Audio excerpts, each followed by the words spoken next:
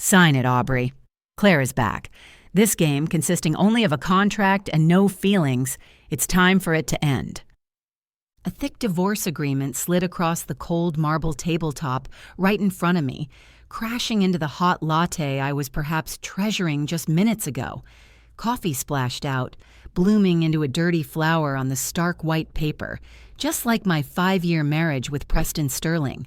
Glamorous on the outside, a mess on the inside. Outside the window, a Manhattan downpour was washing over the neon lights of Fifth Avenue. I raised my head to look at the man sitting in the leather sofa across from me.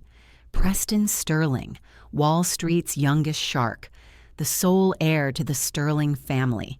He had a pair of eyes as deep blue yet cold as the North Atlantic depths. 5 years ago, those eyes were blind.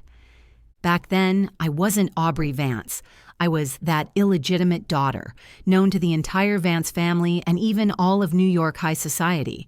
My sister Claire, to dodge the responsibility of caring for a blind man, fled to Paris overnight to chase her supermodel dream, while my stepmother, so the Vance family wouldn't lose the Sterling Group's funding, stuffed me, fresh out of college, into a wedding dress and sent me into this penthouse on Central Park West.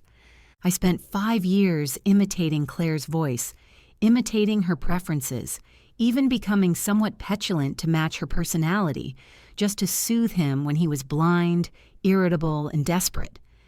I once thought I not only cured his eyes but also warmed his heart. But I was wrong. The moment Preston regained his sight, the first person he saw was Claire, who had rushed back upon hearing the news. That real, eldest Miss Vance, radiant and dazzling, threw herself into his arms with tear-filled eyes, recounting how she was forced to be separated from him abroad for these 5 years and how she missed him day and night. And I became that imposter who took advantage of his vulnerability and coveted wealth. "Preston," I spoke, my voice calmer than I predicted. The doctor said I just finished the embryo transfer surgery, and my emotions shouldn't fluctuate at a time like this. Preston let out a contemptuous sneer. He stood up, his slender fingers adjusting the cuffs of his expensive, custom-made suit, and looked down at me condescendingly. "Don't use that child as an excuse. Aubrey, you know clearly in your own heart that the embryo created via frozen sperm is just a means for you to tie down the Sterling family as a long-term meal ticket. I've also consulted a lawyer. This is an accident with no emotional foundation. The check has been filled out for $5 million, enough for you to take that unformed cell and get the hell out of New York, go to the Midwest to buy a farm, and spend the rest of your life there. $5 million. That is the price tag for my 5 years of youth, as well as the stomach I ruined taking care of him, and countless sleepless nights. My sister doesn't want to see your belly getting big. That would make her sad." Preston's tone carried a hint of impatience. "You know how fragile Claire is. If you don't sign today, I have plenty of ways to turn this $5 million into $500, or even a court summons. This is the man I've loved for 5 years. For the sake of another woman's heartbreak, he can kill his own flesh and blood without hesitation." The phone on the table suddenly started vibrating, and the words, "Lenox Hill Reproductive Center," appeared on the screen. I glanced at Preston. He was turning to walk toward the floor-to-ceiling windows, looking as if he found even sparing me another glance annoying. I picked up the phone. It was the voice of my attending physician, Dr. Evans, sounding unusually anxious, even trembling a bit. "Ms. Vance, please, you must stay calm and listen to me. We just discovered an extremely serious medical error while cross-checking the freezer data. This is simply catastrophic." My heart skipped a beat. "Is there something wrong with the baby?" "No, the embryo is developing perfectly. The problem is the sperm sample." Dr. Evans took a deep breath. "Due to an intern's labeling error, the sperm sample you used was not from Mr. Preston Sterling. That sample belonged to Mr. Nolan Thorne." Nolan Thorne. The name was like a thunderclap, instantly blasting apart all the chaos in my mind. In New York, if the Sterling family represents the arrogance and foundations of old money, then Nolan Thorne is synonymous with the Silicon Valley myth and new money capital. He is the founder of Thorne Tech, worth more than 10 times Preston, and is Preston's most hated arch-rival in the business world. Rumor has it that he fell into a coma 6 months ago due to a private jet accident and has been receiving treatment in Switzerland ever since. I'm not carrying my ex-husband's child, but my ex-husband's arch-rival's child? Ms. Vance, are you still listening? The Thorne family's legal team has already intervened. They are taking this very seriously. I got it. I interrupted the doctor, the corners of my mouth twitching upward uncontrollably. An unprecedented sense of absurdity and the thrill of revenge welled up in my heart. I'll handle it. Hanging up the phone, I looked at the divorce agreement on the table and suddenly found it incredibly cute. I picked up the fountain pen and fluidly signed the name Aubrey Vance at the bottom. The scratching sound of the nib against the paper seemed exceptionally clear in the empty living room. Hearing the sound, Preston turned around, raising a brow in slight surprise. "Came to your senses. I thought you were going to put on another sob story." I stood up and slid the signed papers back, ignoring the $5 million check. I adjusted my cashmere cardigan and looked him straight in the eye, for the first time with a gaze that was cold, firm, and entirely Aubrey's own. "Preston, you're right. This child really shouldn't be the tie that binds us." I gently stroked my lower abdomen, which wasn't showing yet, smiling radiantly, because it's too precious, and you don't deserve to be its father. Preston's face instantly darkened. "What did you say?" I said, "We're even." I grabbed my clutch, turned toward the elevator lobby, and waved my hand with my back to him. "I wish you and Claire a lifetime of happiness, a bitch and a dog together forever." "Aubrey Vance, you dare curse at me!" The roaring from behind was cut off by the elevator doors. As the elevator plummeted, I looked at the woman in the mirror, pale-faced but with bright eyes, and let out a long, heavy breath. From today on, I am no longer anyone's stand-in. I am Aubrey Vance, the mother of the future heir to the Thorne family. It was still raining, but I knew my dawn had come. Walking out of the building on Central Park West, the cold wind mixed with rain hit my face, yet it couldn't extinguish the fire of ambition burning in my heart. I didn't call an Uber because a black Lincoln Stretch limo had already glided silently to the curb like a ghost. The window rolled down, revealing a white-haired but vigorous old man wearing a well-tailored English three-piece suit. It was the head butler of the Thorne family, Alfred. "Miss Vance, although it is somewhat presumptuous, Mr. Derrick hopes to see you." His tone was so respectful it was as if I were a queen, which was worlds apart from the treatment I received at the Sterling family, regarding the child in your womb and some past events. The past? I was a bit puzzled, but I knew I didn't have the leverage to refuse right now. What's more, I also needed Derrick, this sharpest of blades. "Before going to Thorne Manor, could you take me to the apartment in Greenwich Village first?" I got into the car, the warm heat instantly enveloping me. I need to retrieve my mother's belongings. Those were the paintings my mother left me. Mother was an obscure painter in her lifetime.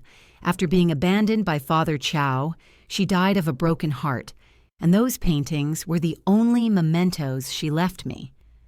To avoid Preston's disdain, I hid them in the small apartment I rented in Greenwich Village. However, when the car stopped downstairs at the apartment, I saw the apartment door wide open, and several workers wearing moving company uniforms were going in and out. My heart sank abruptly. I pushed open the car door and rushed inside.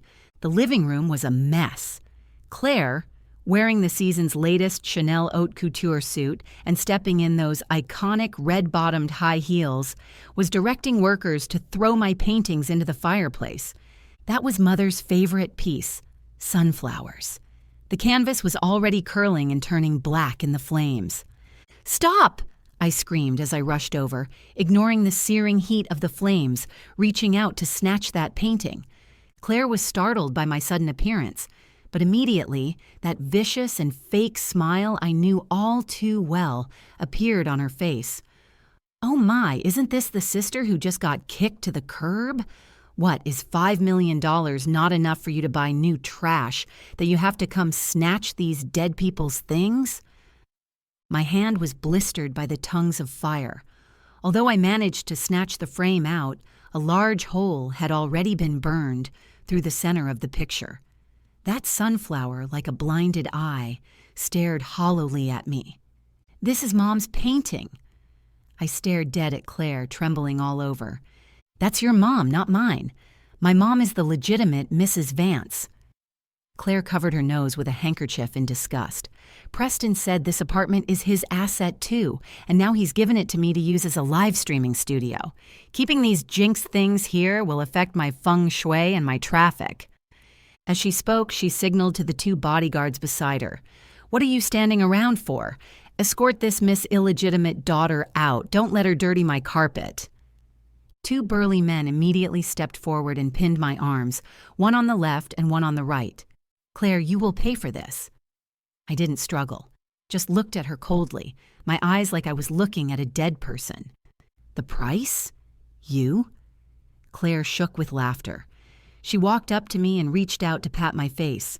Wake up, Aubrey. Without Preston, you're worse than a stray dog in New York. How do you plan to take revenge on me, with that bastard in your belly? Just as her hand was about to touch my cheek, a powerful hand appeared out of nowhere and caught her wrist in mid-air. Ah! Claire let out a scream. That was the sound of bones dislocating. The Thorne family's bodyguards flooded into the cramped apartment like a black tide, instantly subduing Claire's men. Butler Alfred stood at the door, his expression grim. Miss Vance, sorry we arrived a step too late. Alfred bowed slightly, then turned towards that tall figure. Sir, do we need to call the police? I turned my head and saw that man standing in the shadows. He was sitting in a high. Nolan Thorne. He's awake. Calling the police is letting her off too easy. Derek's voice was low and hoarse, like he hadn't spoken in a long time, yet it carried a spine-tingling magnetism.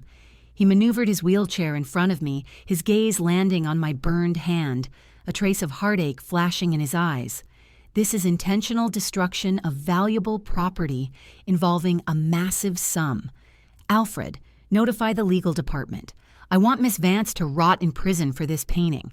Claire was breaking out in a cold sweat from the pain, yet she was still shouting, Who are you? Do you know who I am? I'm Preston Sterling's fiancé. How much is this painting even worth? Just a piece of junk worth a few $100. A piece of junk? Derek chuckled lightly, though the smile didn't reach his eyes. This painting is the posthumous work of the late painter Elena Vance.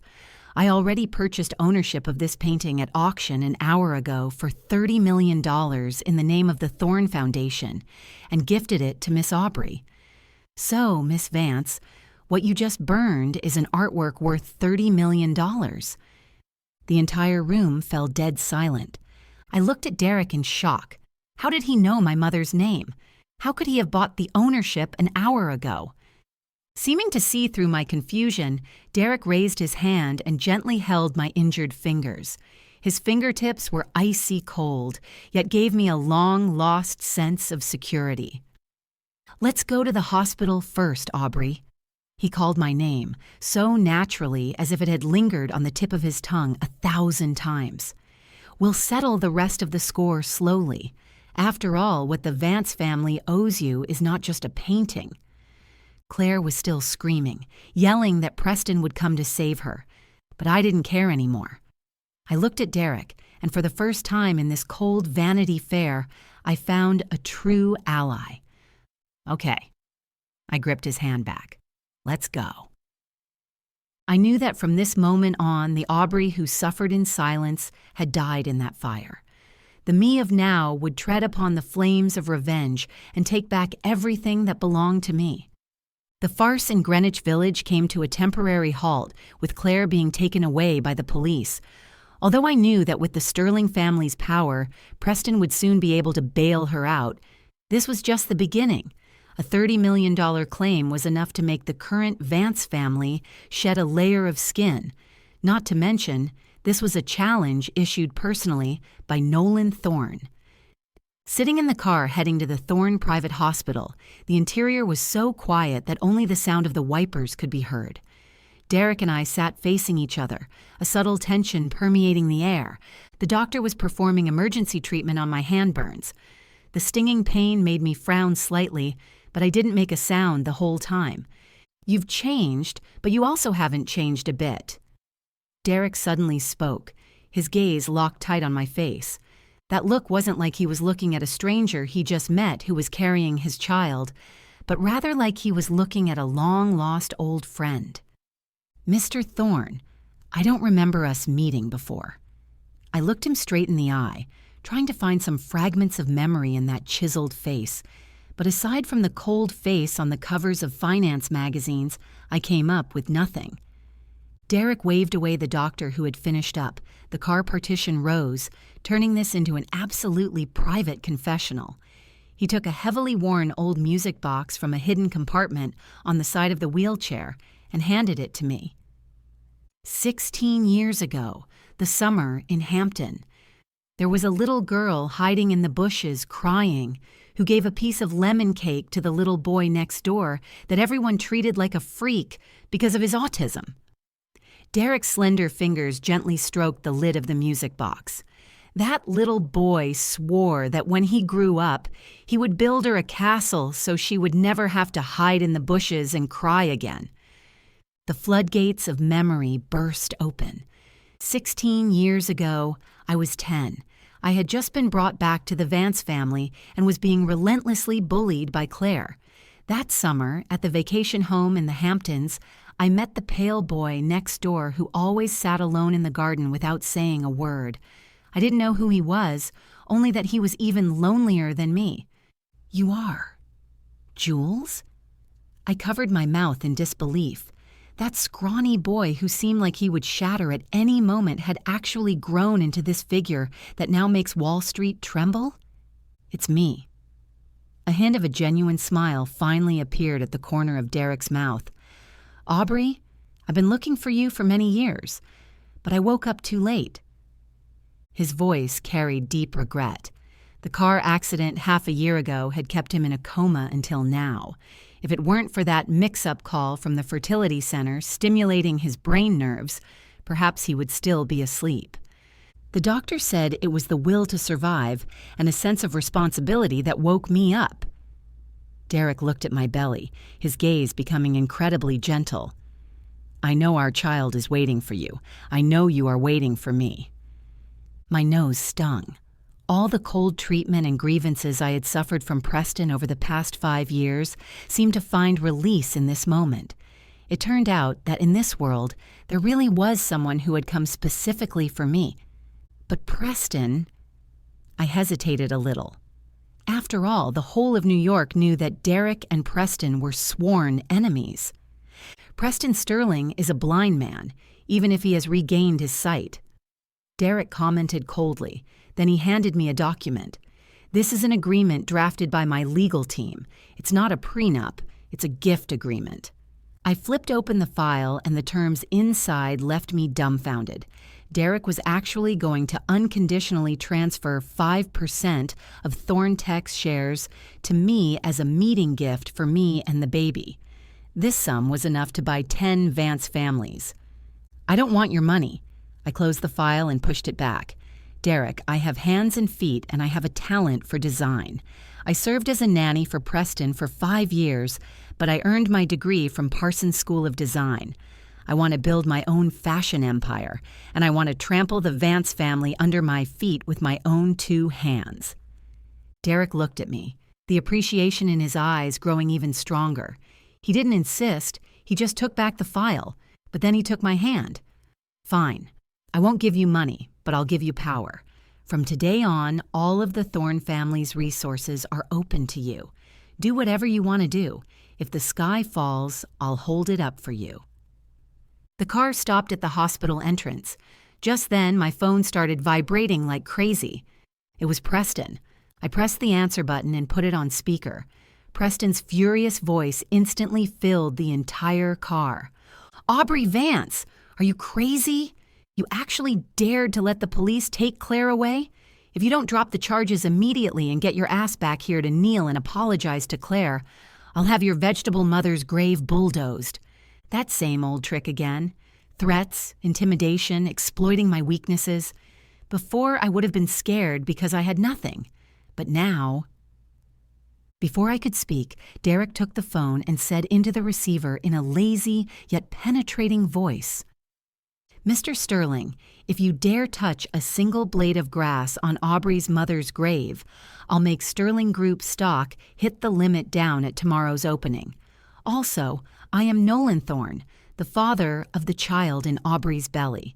Just so you know, get ready to receive my lawyer's letter.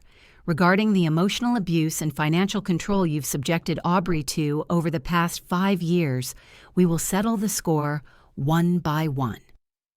The other end of the line fell into a deathly silence, followed by the busy tone. Preston was probably scared silly. Derek tossed the phone back to me, his eyes gleaming with the light of a hunter spotting prey. "The game has begun, Aubrey. Ready to watch how they fall from the clouds into the mud?" I looked out the window at the dazzling Manhattan night view and clenched my fists. I can't wait. 1 month later, the eve of New York Fashion Week. This past month, a moderate earthquake hit New York's upper-class social circle. First, Claire, the eldest miss of the Vance family, was sued for allegedly damaging a high-value artwork. Although Preston paid a fortune to bail her out, that $30 million lawsuit still hangs over the Vance family's head like the sword of Damocles. Secondly, that obscure cast-off wife, Aubrey, actually opened a haute couture studio named Phoenix in Soho, and the ribbon-cutting guest on opening day was none other than Nolan Thorne, who just made his comeback after recovering. Rumors were flying everywhere. Some said I got ahead by using my pregnancy, while others said Derek was only using me to get revenge on Preston. I didn't care. At this moment, I was standing in front of the huge floor-to-ceiling mirror in the studio, adjusting the dark green velvet evening gown on the mannequin. This was the battle robe I had prepared for tonight's Fashion Week gala, and also the debut piece for the Phoenix brand. Tighten the waistline another centimeter. I mumbled to the assistant with pearl pins held between my teeth. What we want to show is the strength to grow upwards, even when in the abyss, not just to display fabric. "But Aubrey," the assistant hesitated, "this gown was originally ordered by Mrs. Vance, and now it's not for sale." I sneered. To let Claire outshine me at tonight's gala, my stepmother actually tried to use a fake name to order clothes from my studio. She didn't know that I was no longer that pushover she could manipulate at will. The door was pushed open, and Derek walked in. After a month of rehab, he could already ditch the wheelchair. Although he still had to use a cane, his posture was as upright as ever. He was wearing a black Tom Ford suit with a dark green tie I had picked out myself, which perfectly matched the evening gown. "Are you ready, my queen?" He walked up behind me and looked at me through the mirror, his eyes filled with awe. "Tonight, you will be the brightest star in all of Manhattan." I turned around and adjusted the knot of his tie. "Jules, are you sure you want to go with me? Preston will definitely be there tonight, and rumor has it he's going to announce his wedding date with Claire." "Then I have to go even more." Derek lowered his head and planted a kiss on my forehead. "I want him to know what kind of treasure he missed out on, and what kind of trash he picked up." The banquet was held at the Met. Flashbulbs on both sides of the red carpet made it as bright as day. And when I stepped out of the limo, holding Derek's arm, even the reporters who were used to big scenes fell silent for a moment. 4 months pregnant, my lower abdomen was only slightly rounded. Set off by that custom-made dark green gown, not only did it not look bloated, but it actually added a sense of maternal softness and mystery. Derek kept carefully guarding my waist. That kind of meticulous care is something that can't be faked. We just walked into the banquet hall when we bumped into Preston and Claire. Talk about enemies crossing paths on a narrow road. Claire was wearing an exaggerated pink sequin tulle dress. Although her makeup was exquisite, it couldn't hide the dark circles under her eyes and her anxiety.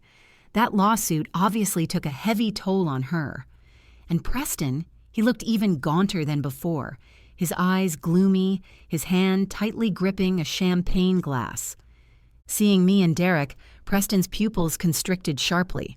"Aubrey!" He strode over, even ignoring the fiancé beside him.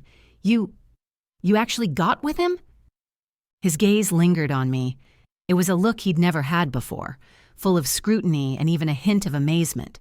Before, in his eyes, I was a nanny, heir, an accessory, anything but a charming woman. "Mr. Sterling, please watch your words." Derek stepped forward, blocking Preston's gaze that made me uncomfortable. "Aubrey is now my fiancé, and also the founder of Phoenix. If you want to talk business, please make an appointment with my secretary. If you want to catch up, sorry, we aren't close." "Fiancé," Claire screamed, her voice so shrill it was a bit piercing. How is that possible? Preston, look at her carrying someone else's bastard and daring to show off like this. How is a lowly woman like that fit to enter the Thorne family's door? The surrounding guests cast sidelong glances and whispered among themselves. I gently patted Derek's arm, signaling him not to get angry. I walked out from behind him, facing Claire's twisted face directly. "Sister, since you insist on saying such things in a setting like this, then let's lay it all out." I took a neatly folded document from my clutch. It was an investigation report on Claire's private life in Paris over the past 5 years, as well as a copy of a medical diagnosis regarding her infertility resulting from a miscarriage. "Preston always thought you were in Paris striving for your dreams, but actually, you were paying off gambling debts for that bankrupt French second-generation rich guy, and even had 3 abortions for him, resulting in permanent infertility." My voice wasn't loud, but it was enough for the surrounding circle of people to hear clearly. "You called the child in my belly a bastard? Then tell me, what are you, trying to trick the Sterling family heir into marriage with a fake pregnancy?" The crowd went into an uproar. Claire's face turned deathly pale, and she reached out to snatch the document. "You're lying, you bitch! I'll tear your mouth apart!" But before she could touch me, Preston grabbed her wrist. "Is what she said true?" Preston's voice was cold as ice shards. He stared dead at Claire, the anger in his eyes almost swallowing her whole. No, Preston, she forged that. She's jealous of me," Claire argued frantically, tears coming on command. "Whether it's forged or not, a trip to the hospital for a checkup will make it clear," I added calmly, twisting the knife. "Also, I have the debt collection emails sent by that French second-generation rich guy. Do you need me to forward them to your fiancé?" Preston shook off Claire's hand, wearing a look of disgust like he was shaking off something dirty stuck to his hand. He turned to look at me, the emotions in his eyes so complex I couldn't read them. There was shock, anger, and even a kind of belated regret. "Aubrey, you knew all along?" he asked me. "Yeah," I admitted frankly, "but why should I tell you? Just like you said, we're just a contract couple. I just want to get my alimony. As for the color of the hat on your head, that's your own choice." Preston's body swayed, as if he'd been punched hard. Just then, the lights in the banquet hall dimmed, and a spotlight hit the center of the stage. The host announced the start of tonight's charity auction. Derek held my hand and walked towards the VIP seats. As we passed by Preston, he stopped and said in a voice that only the 3 of us could hear, "Sterling, remember this feeling. This is just the beginning." The dinner at the Met didn't stop because of this farce. On the contrary, the exposure of this high society scandal made the undercurrent swirl even more violently. Preston didn't leave. He was not only an arrogant man, but also a businessman who cared immensely about saving face. Storming out in a rage right now would be confirming the fact that he'd been played for a fool. He even forced Claire to stay, even though that woman was currently cowering in the corner, shivering like a plucked peacock. The climax of the banquet was a traditional blind wine tasting session. It was the favorite game of New York's high society. Guests would put on blindfolds and evaluate red wines, relying solely on their sense of smell and taste, using this to show off their sophistication and sensory acuity. Derek couldn't drink due to health reasons, but he encouraged me to attend. Go on, let them see that you don't just understand design, you also understand life, he whispered in my ear. I put on the black silk blindfold, and the world plunged into darkness. This feeling instantly took me back to 5 years ago, when Preston had just gone blind, and I often accompanied him like this in the dark to practice identifying positions by sound, practicing using touch to perceive the world. Back then, I would hold his hand and tell him there were steps ahead and a rose bush on the left. The waiter brought a tray, and I picked up a glass of red wine, swirling it gently as the rich aroma of black currant and cedar hit my nose. It's a 2010 Chateau Margaux, I whispered instinctively. The tannins are smooth, but it hasn't breathed enough, so there's still a bit of rawness. This wasn't just a tasting, it was a habit. Before, when Preston couldn't sleep, I often used to read to him like this, or describe the taste of red wine, my voice soft and soothing. Just then, I felt someone approaching me, carrying a familiar scent mixed with tobacco and cold cologne. Your voice. That person's voice was trembling. Why does your voice sound exactly the same as back then? I was startled and wanted to take off the blindfold, but a pair of large hands pressed down on my shoulders. It was Preston. Don't move. His voice was terribly hoarse. 5 years ago, during those first few months when I went blind, the person who read to me every night, that was you, wasn't it? When I lost my temper and threw things, the person who silently cleaned up and hugged me while crying, that was also you, wasn't it? I fell silent for a moment, then gently pushed his hand away and took off the eye mask. The light was blinding. Preston's eyes were bloodshot, staring dead at me, as if trying to look through my skin into the depths of my soul. Was it you, imitating Claire's voice all along? He seemed to have finally figured out the connection. Why? Why did you lie to me? Because that was your mother's request and also the Vance family's condition. I looked at him, my heart feeling completely unmoved. You said you only loved Claire. If you knew it was me taking care of you, you would have starved yourself. You would have self-harmed to let you live, and for that capital injection that could save the Vance family, I had no choice but to become Claire. So, that warmth, that companionship, it was actually all from you? Preston stepped back as if unable to accept this reality. And I always thought it was Claire. I gave all my love and compensation to her, and even wanted to drive you away for her. How ironic.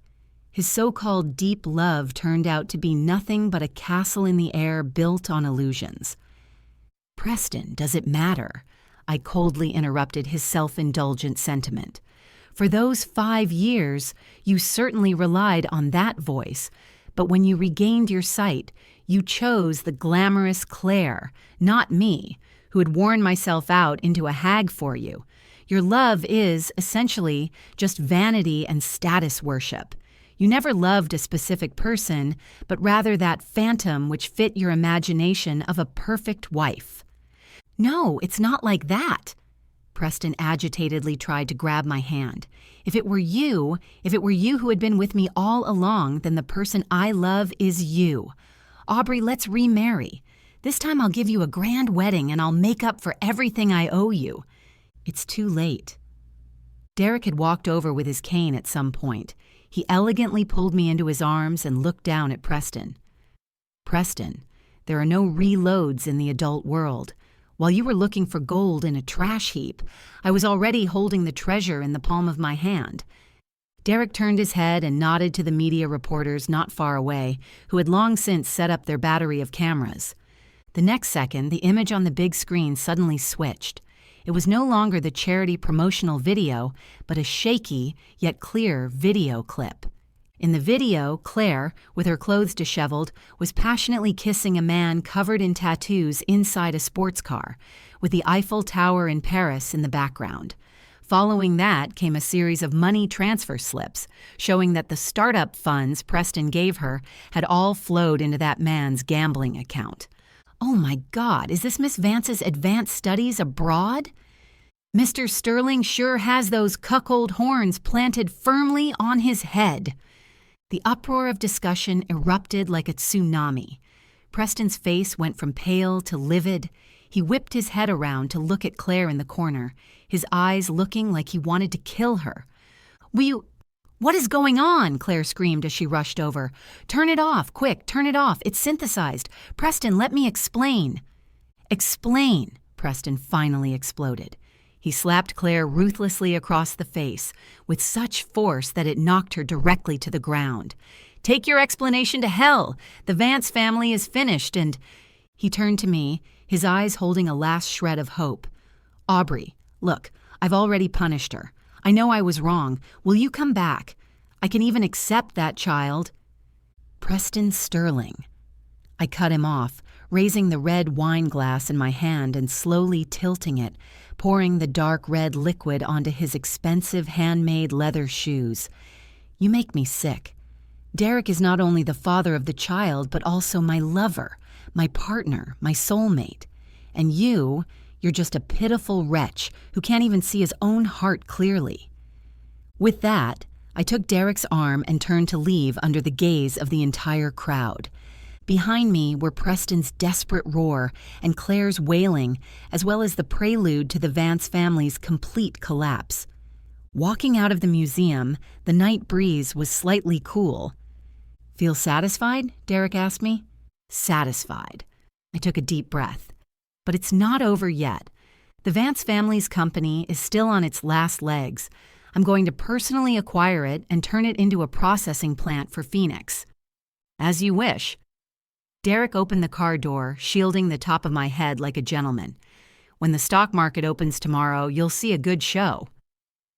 Early the next morning, before Wall Street had fully woken up, the stock prices of Sterling Group and Vance Industries had already plummeted in pre-market trading. That was the morning gift Derek sent me. Thorn Capital had teamed up with several short-selling firms to release a 50-page short report detailing Vance Industries' financial fraud and money laundering via shell companies, as well as Sterling Group's chaotic internal management, the heirs' private misconduct, and a whole series of other dirt. I was in the office at Phoenix Studio, drinking the bird's nest porridge Derek stewed himself, while watching those two shocking green limit-down lines on the big screen. Vance Industries' capital chain has broken, my financial advisor said, pointing at the report. The banks are calling in loans, and suppliers are causing trouble. Father Chow is as anxious as an ant on a hot pan right now, begging for help everywhere. Asking for help? I put down my spoon. Who else can he turn to? Preston has his hands full right now.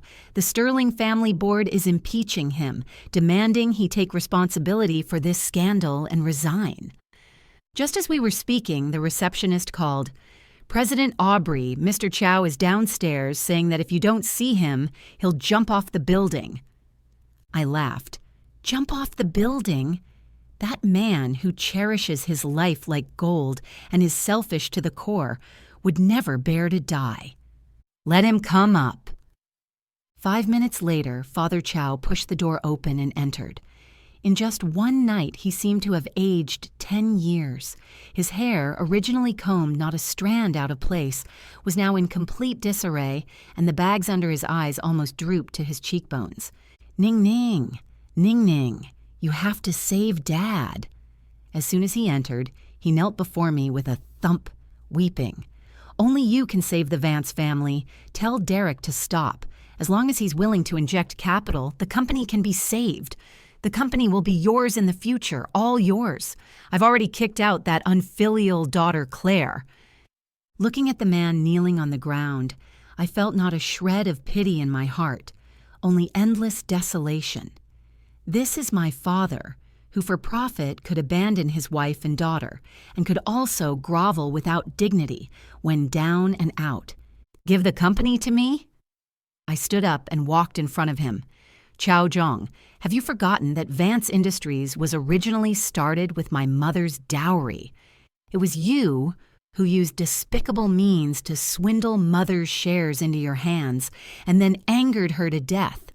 This company originally bore the surname Vance, not Chow. Yes, it's all my fault, Father Chow said while slapping himself in the face. As long as you're willing to save the company, I'll agree to anything. You don't want to see your mother's life's work destroyed in an instant, do you? Of course I don't. I took a pre-drafted equity transfer agreement out of the drawer and threw it in front of him. Sign it. Transfer all the shares under your name to me for free, resign as chairman, and get the hell out of the board of directors. In exchange, I'll take on the company's debts and prevent it from going into bankruptcy liquidation. Father Chow picked up the agreement with trembling hands, his expression changing drastically after seeing the terms clearly. Transfer for free? Then you might as well kill me. I still have a pension. You also have a buttload of gambling debts and evidence of embezzling funds. I interrupted him coldly. If you don't sign, this evidence will appear on the prosecutor's desk tomorrow. When that happens, not only will you get nothing, but you'll also spend your old age in prison. Father Chow slumped to the ground. He knew I meant what I said. Between prison and having nothing, he finally signed that name with a trembling hand. Get lost, I put away the agreement. From today on, don't let me see you again. And don't expect me to support you in your old age because you don't deserve to be a father at all. Father Chow left looking like he had lost his soul. I walked to the window and looked at the bustling street below. The sunshine was nice, but I knew this was just the calm before the storm. Preston hadn't completely fallen yet, and that crazy woman, Claire, wouldn't let things rest. Just then, the office door was pushed open again. The person who came in this time was someone I hadn't expected. The chairman of the Sterling Group, Preston's father, old Mr. Sterling. That legendary old fox, ruthless and mercenary. Miss Vance! Or perhaps I should call you Mrs. Thorne. Old Sterling leaned on his cane, his gaze sharp. I want to discuss a deal with you. Mr. Sterling, please sit. I signaled the secretary to pour tea, not showing any timidity due to his status. During my time beside Derek, the most important lesson I learned was, at the negotiation table of capital, presence is often more important than leverage. Old Sterling didn't sit. He looked around my studio, which was full of modern design, with a trace of imperceptible appreciation in his eyes. Young and promising. It seems Preston really was blind, not just physically, but psychologically as well. If you're here to plead for your son, then save your breath. I got straight to the point. Thorne Capital shorting the Sterling Group is a market action. Although I am Derek's fiancée, I won't interfere with his business decisions. Plead for him? Old Sterling sneered. That idiot made a mess of the family reputation and even tried to use company funds to fill that bottomless pit, Claire. The board has already voted unanimously to remove him from his CEO position. I'm here to discuss cooperation with you. Cooperate? I was a bit surprised. I know you're acquiring Vance Industries, and I also know you want to break into the European market. Old Sterling pulled a document from inside his jacket. The Sterling Group has the most mature sales channels and supply chains in Milan and Paris. If you're willing to let the Phoenix brand enter our high-end malls and withdraw the malicious lawsuits against some of the Sterling Group's core businesses, I can open these channels to you and transfer the remaining Sterling shares in Preston's hands to you at a low price. This is an irresistible temptation. Although Phoenix has gained a foothold in New York, the market in Europe is a must-win battleground if we want to become a top-tier international brand. and acquiring Sterling shares at a low price means I will be directly meddling in the core interests of my ex-husband's family. The thrill of this revenge is simply beyond words. But he is your son, after all. I scrutinized the old man. In the Sterling family, interests come before blood. Old Sterling was expressionless. Besides, he is still young. Letting him go out into society with nothing to his name to grind for a few years might actually make something of him. It's better than being wrapped around a woman's finger like he is now. What cold family logic. No wonder Preston grew up to be such an extremely selfish and insecure person. Deal. I held out my hand. But I have an additional condition. I want Preston to come personally to sign this equity transfer agreement and publicly apologize to me and my mother. No problem. Old Sterling gripped my hand, his palm dry and firm. That's what he owes you. After seeing old Sterling off, I gave Derek a call. Heard you took care of that old fox? Derek's cheerful laughter came from the other end of the phone. Looks like my Aubrey is already a qualified capitalist. That's a great teacher producing a great student, I replied with a smile. But I want to see Preston.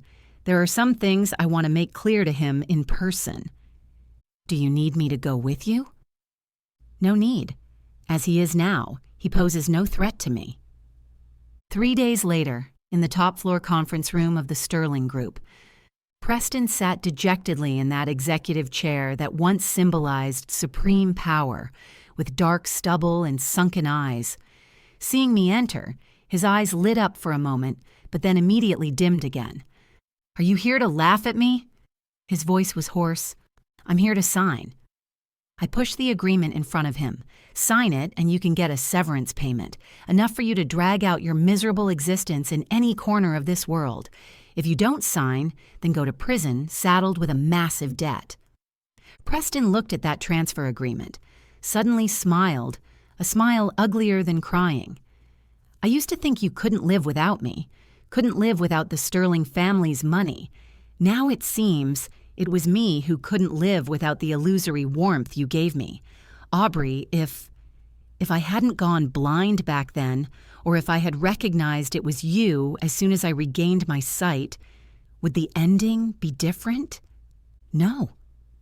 I coldly shattered his fantasy, because the arrogance and prejudice in your bones destined you to look down on an illegitimate daughter. You love forever only yourself and that so-called perfect persona of yours. Even without Claire, there would be another well-matched young lady. We were never on the same path. Preston's hand trembled, and he finally signed his name on the agreement. I'm sorry. He lowered his head, his voice light as a mosquito's. I'm sorry, and thank you for those 5 years of care. This was the first and also the last time I heard his sincere words, but this belated apology, compared to the hurt I had suffered, was truly too light, too light. I don't accept your apology, but I'll take it. I put away the documents, turned, and left. Goodbye, Preston. I hope we never meet again. Walking out of the building, the sunlight was blinding. Derek's car was still parked by the roadside waiting for me. Is it over? He asked him. It's over. I sat into the car, feeling an unprecedented lightness. The current Vance family and Sterling family, that's all turned the page now. Next, we are going to welcome a new life. I stroked my already clearly bulging belly, where a burst of strong movement was coming from. The Vance family went bankrupt. Sterling changed hands, and this reshuffling of the elite kicked up a massive storm in New York. As the biggest winner, I became the focus of countless media chases. But compared to this hollow fame, I care more about my upcoming due date.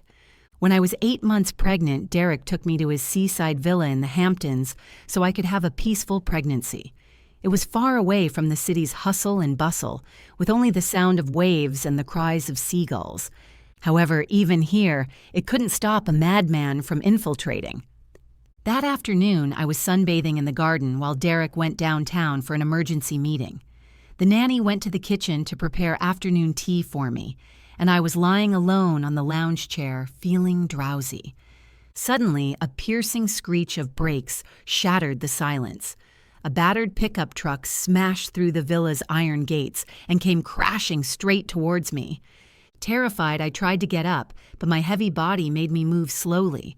Just in the nick of time, a figure dashed out from the nearby bushes and tackled me hard onto the grass. The pickup truck crashed into the garden fountain, its front end severely crumpled. Still in shock, I looked up and saw that the person who tackled me was actually Preston. He was wearing a cheap set of work clothes, his face covered in grime, looking nothing like a wealthy young master anymore. His arm was scraped by the ground, blood streaming down, but he didn't care about himself, looking at me nervously. "Aubrey, are you okay? Is the baby okay?" I was stunned. Why was he here? Before I could speak, the door of that pickup truck was kicked open, and a disheveled woman stumbled out. It was Claire. She held a gleaming fruit knife in her hand, her eyes unfocused and crazed, still muttering neurotically, "Kill you. If I kill you, I can marry Preston. Kill that bastard." "Claire, are you crazy?" Preston stepped in front of me, roaring. "You're already wanted, and you still dare to come here and commit murder." "Wanted? Ha ha ha ha ha!" Claire laughed maniacally. "It's all because of this bitch. If she hadn't stolen my luck and my man, I'd still be the young lady of the Vance family. Preston, get out of my way. I'm going to kill her, and then we can start over." "It's impossible." Preston closed his eyes in pain. "Claire, wake up. We were wrong. We're the ones who wronged her." "You betrayed me too? You fell in love with that bitch too?" Claire screamed, raising her knife and charging forward. Preston didn't dodge. He shielded me behind him with all his might. With a squelch came the sound of the blade plunging into flesh. Blood splattered onto my face, warm and sickly sweet. Preston let out a muffled groan and slowly fell. That knife stuck in his abdomen. "Preston!" I shouted in terror. At the same time, sirens approached from the distance. The Thorne family's security team arrived as well, and several bodyguards quickly subdued the crazed Claire. "Aubrey!" Preston lay in a pool of blood, his face deathly pale, yet he struggled to squeeze out a smile. "This time, I finally protected you for once. I don't owe you anymore." A sudden sharp pain shot through my belly, and amniotic fluid flowed down between my legs. "It hurts, Derek." My vision went black, and I passed out. When I woke up again, I was lying in a hospital delivery room. Surrounding me were the busy figures of doctors and the beeping of instruments. "Mrs. Thorne, hang in there. The baby's head is visible." Agonizing pain tore through my body, and I felt as if I had just walked through the gates of hell. Derek was wearing sterile scrubs, gripping my hand tightly. His palms were covered in cold sweat, and his eyes were red. "I'm here, Aubrey, I'm here." He kept whispering in my ear, "Don't be afraid, we're all here." Finally, a loud cry pierced the heavy atmosphere of the delivery room. "It's a boy! Mother and child are safe!" I collapsed onto the pillow in exhaustion, looking at that wrinkled little guy in the nurse's arms, tears bursting from my eyes. Derek leaned down to kiss my forehead, tears and sweat mingling together. "Thank you, wife. Thank you for giving me a home." It was only later that I learned Preston hadn't died, but that stab wound injured his internal organs. Although he was saved, his health was far worse than before. After waking up in the hospital and finding out I had safely given birth, he left just a letter and disappeared. There was only one sentence in the letter. "May the rest of your life be a smooth road. Do not miss me." As for Claire, she was sentenced to life imprisonment without parole for attempted murder and multiple financial crimes. I heard she went completely mad in prison, putting on makeup facing the wall every day, fantasizing that she was still that socialite in the limelight. The wicked finally get their just desserts, and my happiness has only just begun. Derek made the baby's 1-month celebration extremely lavish. The top hotel in the Hamptons was booked out, and half of the American high society attended. This was not only to celebrate the birth of the Thorne family's eldest grandson, but also for Derek to declare my importance to him to the whole world. I was wearing the latest haute couture gown from Phoenix, standing beside Derek with the baby in my arms. Although my postpartum figure hadn't fully recovered, nourished by love, I looked more radiant than ever.